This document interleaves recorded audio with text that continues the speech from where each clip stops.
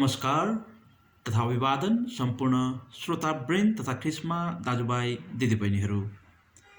आजको यस सन्ध्याकालीन समयमा प्रत्येक हप्ताको पहिलो दिन बेलुकाको समयमा हामी एकसाथ भेला हुँदै गर्दा तपाईँ र मेरो धार्मिकता र तपाईँ र मेरो आत्मिकतासँग सम्बन्धित जिज्ञासाहरूमा परमेश्वरको वचनलाई केन्द्रबिन्दुमा राखेर हामी चर्चा गर्ने गरिरहेका छौँ। र आजको यस सन्ध्याकालीन समयमा पनि हाम्रो भेट भइसकेको छ र अब हामी तपाईँहरूलाई परमेश्वरको वचनतर्फ ध्यान आकृष्ट गर्न चाहन्छौँ, जुन वचन परमेश्वरले आफ्नो प्रेरणाद्वारा प्रेरणाप्राप्त मानिसहरूलाई आफ्नो वचन दिनुभएको थियो र त्यही वचन विभिन्न कालखण्डहरूमा मानवीय लेखकहरूले लेखेर आज तपाईँ र मसम्म बाइबलको रूपमा एउटा धर्मशास्त्रको खण्डको रूपमा आइपुगेको छ। र निश्चय नै यो वचन परमेश्वरको वचन भएको कारणले गर्दा हामी यो वचनलाई एउटा कसैको रूपमा राखेर त्यो वचनअनुसारको जीवन मानव जगतको निम्ति के हुनसक्छ भनेर हामीले खोजी गर्ने गरिरहेका छौँ। हो, हामी सांसारिक रूपमा आमाको कोखबाट जन्म लिँदछौँ र आमाको कोखबाट जन्म लिँदै गर्दा हामी जहिले पनि आमा अथवा बुवा आफ्नो परिवारको अथवा आफूभन्दा अगाडि जन्म लिनुभएका हाम्रा दाजु भाइ अथवा दिदी बहिनीहरूको हामी नकल गर्ने प्रयत्न गरिरहेका हुन्छौँ र उनीहरू जस्तै बन्नको निम्ति हामीले हरदम प्रयत्न पनि गरिरहेका हुन्छौँ। र यो स्वाभाविक प्रक्रिया पनि हो कि सांसारिक रूपमा भौतिक रूपमा संसारमा जन्म लिइसके पछाडि आफन्तजनहरूको अथवा अझ बढी आफ्ना परिवारको, चाहे बुवा हुनुहोस्, चाहे आमा हुनुहोस्, चाहे परिवारका सदस्यहरूको नकल गर्नु अथवा उहाँहरू जस्तै बन्न खोज्नु, त्यसलाई स्वाभाविक रूपमा हामीले बुझेका छौँ। अब यस्तै कुरा तपाईँ र मेरो आत्मिक जीवनमा पनि लागु हुन्छ, किनकि तपाईँ र म मानव जाति भौतिक रूपमा मात्रै यो संसारमा आएका छैनौँ। भौतिक रूपमा देखिने गरी तपाईँ र मसँग एउटा शरीर छ, जुन शरीरमा हामी बाँचिरहेका छौँ। यो शरीर बाँच्दै गर्दा भौतिक रूपमा देखिने हाड र मासुको शरीर मात्रै लिएर आएका छैनौँ। बाइबलले भन्दछ उत्पत्तिमै कि तपाईँ र मलाई परमेश्वरले बनाउँदै गर्नुहुँदा यो बाह्य स्वरूप सँगसँगै एउटा भित्री मनुष्यत्वको रूपमा आफ्नो आत्मा दिएर एउटा आत्मिक प्राणीको रूपमा पनि तपाईँ र मलाई बनाइदिनु भएको। त्यस कारणले गर्दा त्यो आत्मिक प्राणी जुन छ, जुन प्राणीले कसरी गर्भाधान गर्छ अथवा कसरी हामी आत्मिक रूपमा हामी जन्म लिन सक्छौँ अनि कसरी आत्मिक रूपमा जन्म लिइसके पछाडि त्यो यात्रालाई अनन्तको दिनसम्म हामी कसरी पुर्याउन सक्छौँ, जहाँ परमेश्वरको घर छ, परमेश्वरको स्वर्गीय राज्य छ, त्यहाँसम्मको यात्रा हाम्रो सुरु हुन्छ। त्यस कारणले त्यहाँसम्मको यात्रालाई सम्पन्न गर्नको निम्ति तपाईँ र म कसरी दिनहुँ जसो आत्मिक रूपमा हामी अघि बढिरहेका हुन्छौँ त, जुन आफ्नो परिवारको इच्छा अनुसार। तपाईँ र मेरो संसारमा भएका मानिसहरूको आत्मिक परिवार भन्नु नै परमेश्वर पिता हुनुहुन्छ, जसले यो सारा चराचर जगतको सृष्टि गर्नुभएको थियो। ब्रह्माण्ड उहाँको नै हो।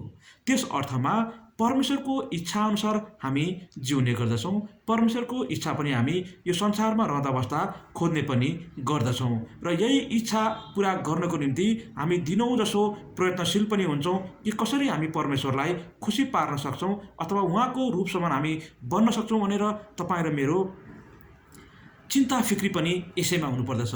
मेरो एउटा सानी छोरी छन्। सानी छोरी अहिले त अलिकति बढेर परिपक्व अवस्थामा आउन लागिन्, तर जब उनी सानो अवस्थामा थिइन्, बाल्यकालमा थिइन्, त्यतिखेर उनीलाई हरेक कुरा मैले गरेको अथवा उसको आमाले गर्दै गरेका हरेक क्रियाकलापहरू प्रिय लाग्दथे, जसको कारणले गर्दा उनी दिनौँ जसो प्रत्येक कुराहरू नक्कल गरेर सिक्ने प्रयत्न गरिरहेकी हुन्थिन्। हुँदा हामीले घर बाहिर राखेका जुत्ताहरू पनि लगाएर त्यो जुत्ता लगाएर हिँड्ने प्रयत्न पनि गरिरहेकी थिइन्। त्यसको अर्थ के भन्दा उनी हामी जस्तै बन्न चाहन्छन्। हामी जस्तै एउटा सिद्ध अथवा पूर्ण रूपमा एउटा परिपक्व मानिसको रूपमा उनी बन्न चाहेको सङ्केतको रूपमा हामीले त्यसलाई बुझ्ने गर्दछौँ। र यसै गरी नै तपाईँ र म आत्मिक रूपमा पनि जब हामी जन्म लिन्छौँ, तपाईँ र म बढ्नु नै छ, किनकि हामीलाई थाहा छ प्रभु यीशु ख्रीष्ट यो संसारमा आउँदै गर्दा उहाँ पनि बढ्नुभएको थियो भन्छ बाइबलले। उहाँ कदमा पनि बढ्नुभयो, त्यसै गरी अनुग्रहमा पनि बढ्नुभयो र मानिस र परमेश्वर दुवैबाट कृपा पाएर पनि बढ्नुभयो भनेर धर्मशास्त्रको वचनले हामीलाई भन्दछ। त्यस कारणले तपाईँ र म पनि अब कसरी पहिला जन्म लिने सबैभन्दा महत्त्वपूर्ण कुरा यो हो। तपाईँ र म आत्मिक रूपमा जब परमेश्वरको आत्मा धारण गरेका मानिसहरू छौँ भने त्यो आत्माको पनि जन्म लिनुपर्दछ, ताकि तपाईँ र म त्यो परमेश्वरको घरमा, स्वर्गीय राज्यमा भव्य प्रवेश पाउन सक्दछौँ। स्वाभाविक रूपमा संसारमा आएका प्रत्येक मानव जातिको यो स्वाभाविक चाहना छ कि हामी सदैव यो संसारमा रहन नसक्ने भइसकेको कारणले गर्दा, यो संसारलाई एक दिन हामीले छोडेर जानै पर्ने भएको कारणले गर्दा पनि हामी मानवले के चाहन्छौँ भन्दाखेरि छोड्नै पर्छ भने यो शरीरलाई छोडेर जाँदै गर्दा कम्तीमा पनि यो आत्मालाई चाहिँ हामी सुरक्षितपूर्वक जुन घरबाट आएको थियो त्यो घरसम्म पुर्याउँ भन्ने हाम्रो मानवीय चाहना हुन्छ, मानवीय सोच हुन्छ। र सबै धर्मावलम्बी मानिसहरू जो जति संसारमा छन् ती प्रत्येक मानिसको चाहनाहरू पनि आज यही छ कि कसरी मेरो आत्मालाई त्यो परमधामसम्म अथवा स्वर्गीय राज्यसम्म पुर्याउन सकौँ भन्ने चासो, चिन्ता र फिक्रीमा मानिसहरू धर्म, कर्म, तीर्थव्रत गरेर हिँडिरहेको हामी पाउँदछौँ। त्यसको अर्थ मानिसलाई पनि आफ्नो आत्मा सुम्पनु नै छ परमेश्वरको आत्मा। अब हामी जन्म लिँदै गर्दा यो आत्मा, बाइबलमा हामी एउटा सन्दर्भ पाउँदछौँ, यूहन्ना सुसमाचार 3 अध्यायमा त्यहाँ एउटा वार्तालाप छ यहुदीहरूको, त्यसमा पनि फरिसीहरू मध्येका एकजना निकोदेमस नाउँ भएका मानिस थिए जो यहुदीहरूका महासभाका पनि सदस्य थिए र उनीले पनि परमेश्वरको राज्यमा कसरी प्रवेश पाउन सकिन्छ अथवा परमेश्वरको राज्य भन्नु नै त्यो स्वर्गीय राज्य हो, त्यहाँसम्म कसरी पुग्न सकिन्छ भन्ने विषयमा यिनीमा पनि दुविधा थियो। र वार्तालापकै क्रममा प्रभु यीशु ख्रीष्टले यिनलाई यो प्रकाश पार्नुभएको छ। यूहन्ना सुसमाचार हामी 3 अध्यायमा हेर्न सक्दछौँ, जहाँ बाइबलले हामीलाई भन्दछ, यूहन्ना 3 अध्यायको 3 पदमा यसरी बाइबलले भनेको छ, येशूले तिनलाई जवाब दिनुभयो, साँच्चै म तिमीलाई भन्दछु, कोही नयाँ गरी जन्मेन भने उसले परमेश्वरको राज्य देख्न सक्दैन। र यो कुराले उनलाई अचम्मित तुल्यायो। एउटा पाको उमेरमा भइसकेको मानिस कसरी फेरि आमाको कोखमा जाने हो अनि फेरि पुनर्जन्म हुने कुरा हो र? यस्ता खालका कुराहरू उनले बुझिरहेका थिएनन् कि कसरी मानिस चाहिँ फेरि जन्मिन सक्छ। त्यसैलाई प्रकाश पार्दै उहाँले भन्नुभएको छ कि मानिस त्यसरी फेरि आमाको कोखमा गएर फेरि जन्म लिने चाहिँ भने होइन, तर आत्मिक रूपमा जन्मको बारेमा प्रभु यीशु ख्रीष्टले निकोदेमसलाई प्रकाश पारिरहनु भएको थियो। र त्यो कसरी भन्दै गर्दा कि तपाईँ र म यो आत्मामा नयाँ गरी जन्मनको निम्ति, ताकि भौतिक जन्म त एक दिन यही संसारमा समाप्त हुन्छ भन्ने सत्यलाई बुझेका मानिसहरूले आत्मिक रूपमा पनि जन्मेर आत्मिक रूपमा चाहिँ कहिले पनि नमर्नुहोस् भन्ने कामना गरेको हुन्छ नि त। किनकि हामीलाई थाहा छ जन्मनु जति असल छ मर्नु त्यति प्रिय हुँदैन। मानव जातिकै निम्ति पनि सबैभन्दा ठुलो शत्रुको रूपमा खडा भएको भनेको मृत्यु नै हो। त्यसकारणले मृत्यु त शारीरिक रूपमा अवश्यम्भावी छ भन्ने कुरा हामीलाई हिब्रूको पुस्तक 9 अध्यायको 27मा पनि बाइबलले हामीलाई स्पष्ट पारेकै छ। त्यसकारणले गर्दा सारा मानव जगत चाहिँ त्यो डरबाट, त्यो भयबाट मुक्त हुनको निम्ति कम्तीमा पनि शारीरिक रूपमा म नाश भएर जाँदै गर्दा मेरो आत्मा चाहिँ यसरी जन्माउन सकौँ ताकि यसको मृत्यु कहिल्यै नहोस् भन्नको निम्ति प्रभु यीशु ख्रीष्टले त्यसको वातावरण पनि संसारमा आएर बनाइदिनु भएको छ। किनकि उहाँ स्वयं पनि यसरी एउटा आत्मामा जन्मिएको जस्तो भएर संसारमा आउनुभएको थियो। र त्यसको निम्ति हामी नयाँ नियमका पुस्तकहरूलाई हेर्न सक्दछौँ, जहाँ पहिलो पत्रुसको पुस्तकलाई हामीले हेर्दै गर्दा यहाँ पनि हामीलाई यही कुरा स्पष्टसँग पत्रुसले जानकारी गराउनुभएको छ कि कसरी तपाईँ र म यो नाशवान शरीरमा भएको पीर, भय र फिक्रीलाई टाढा राख्दै अनन्तकालसम्म जीवित भएर रहनको निम्ति तपाईँ र म कसरी नयाँ गरी जन्मिने हो, जुन कुरा प्रभु यीशु ख्रीष्टले निकोदेमसलाई पनि बुझाउन चाहनुभएको थियो, त्यो कुरा पत्रुसले अझ प्रश्न पार्दै पत्रुसको पुस्तक 1 अध्यायको हामीलाई 22 र 23 पदमा हामी भन्नुहुन्छ र हामी पढ्नेछौँ, अब सत्यको पालनाद्वारा तिमीहरूले आफैलाई शुद्ध पारेका हुनाले आफ्ना दाजुभाइहरूलाई निष्कपट प्रेम गर र हृदयबाट नै एउटाले अर्कोलाई गहिरो प्रेम गर। परमेश्वरको जीवित र नित्य रहने वचनद्वारा विनाशी होइन तर अविनाशी वीर्यबाट तिमीहरू नयाँ गरी जन्मेका छौ। हेर्नुहोस् त कति असल कुरा छ। निश्चय पनि हो, सांसारिक रूपमा जुन विनाशी शरीर छ, यो विनाशी शरीरको चाहिँ जन्म हुँदै गर्दा तपाईँ र म एउटा यस्तो वीर्यबाट हामी जन्म लिएका थियौँ, त्यो चाहिँ जन्मँदैखेरि त्यो विनाशी वीर्यबाट हामी जन्मेका हौँ। तर त्यसको चिन्ता, भयलाई टाढा राख्नको निम्ति परमेश्वरको योजना अनुसार तपाईँ र मलाई अब एउटा यस्तो अविनाशी वीर्य पनि जुराइदिनु भएको छ अथवा जुटाइदिनु भएको छ।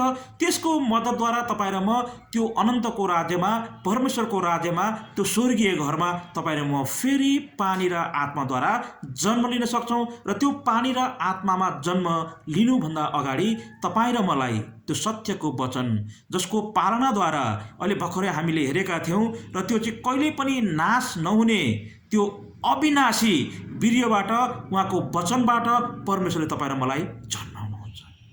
त्यसैले पनि तपाईँ र म त्यो अमरत्व प्राप्त गर्न चाहन्छौँ भने, तपाईँ र म त्यो मृत्युको भयबाट टाढा हुन चाहन्छौँ भने गर्नुपर्ने कुरा रहेछ यही कि तपाईँ र म अब वचनको शक्तिद्वारा, वचनरूपी वीर्यद्वारा, त्यसको पालनाद्वारा तपाईँ र म फेरि नयाँ गरी जन्मिन सक्ने रहेछौँ। अथवा प्रभु यीशु ख्रीष्टले निकोदेमसलाई भने जस्तै हामी नयाँ गरी यो संसारमा रहँदै पनि जन्म लिन सक्दछौँ। र त्यसको निम्ति पानीको बप्तिस्मा नै एउटा महत्त्वपूर्ण प्रक्रिया हो, जहाँबाट हामी डुबेर माथि निस्किसके पछाडि तपाईँ र मेरो एउटा नयाँ जन्म हुन्छ। दोस्रो कोरिन्थीको पुस्तक 5 भनेको पनि यही हो, हेर नयाँ सृष्टि नयाँ भएको छ।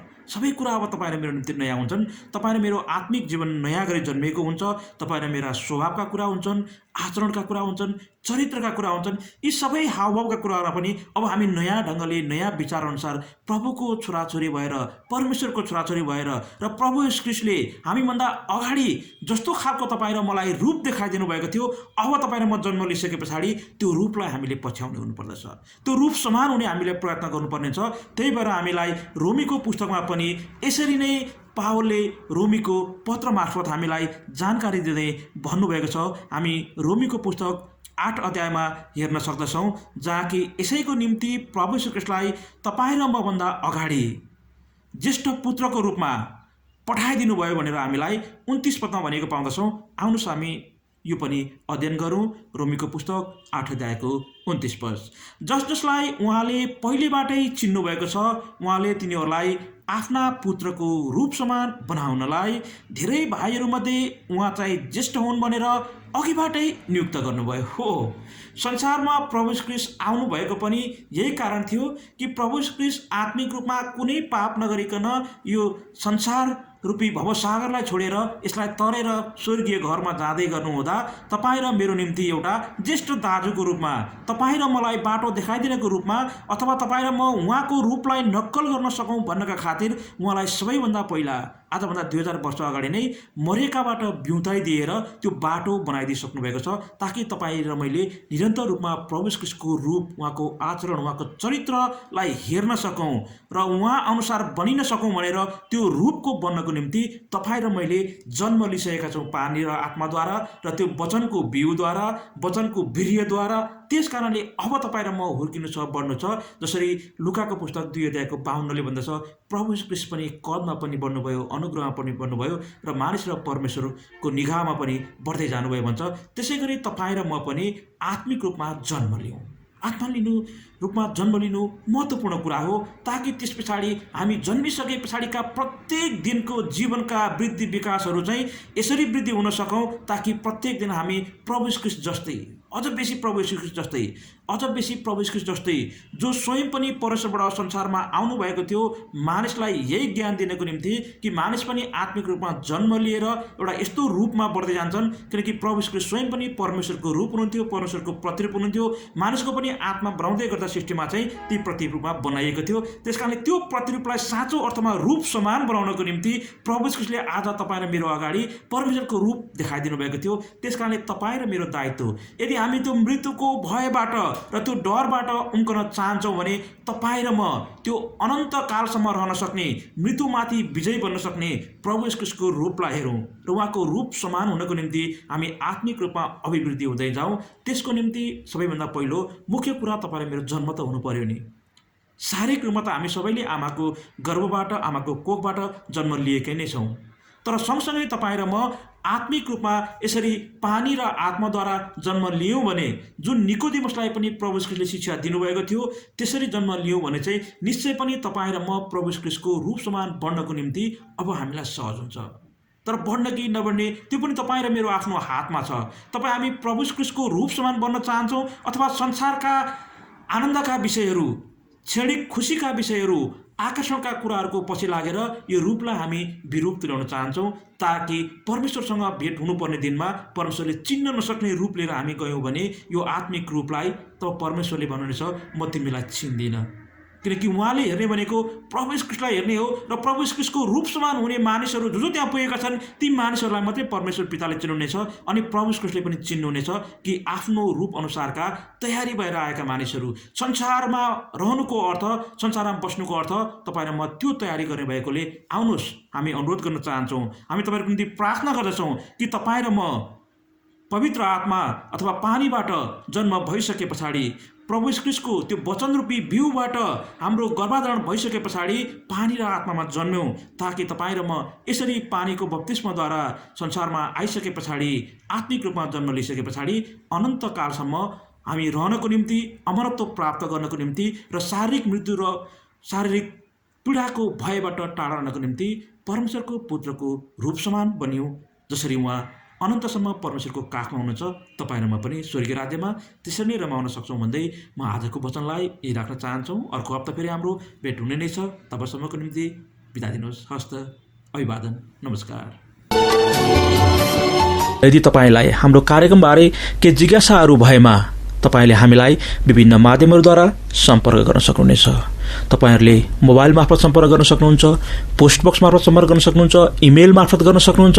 त्यसै गरी फेसबुक पेज र युट्युब मार्फत पनि तपाईले हामीलाई सम्पर्क गरेर सुझाव सल्लाह दिन सक्नुहुन्छ।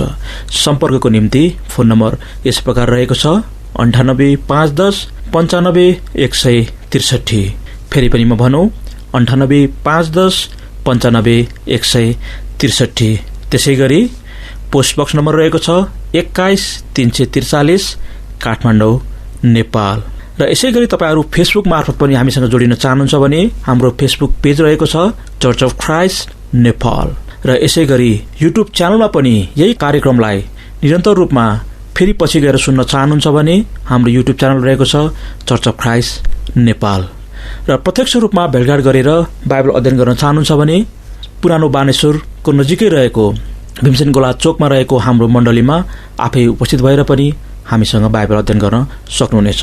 र यही कुराहरू तपाईँहरूको बीचमा राख्दै हामी बिताउन चाहन्छौँ। फेरि पनि भेट्ने प्रतीक्षामा छौँ। हस्त, नमस्कार, धन्यवाद।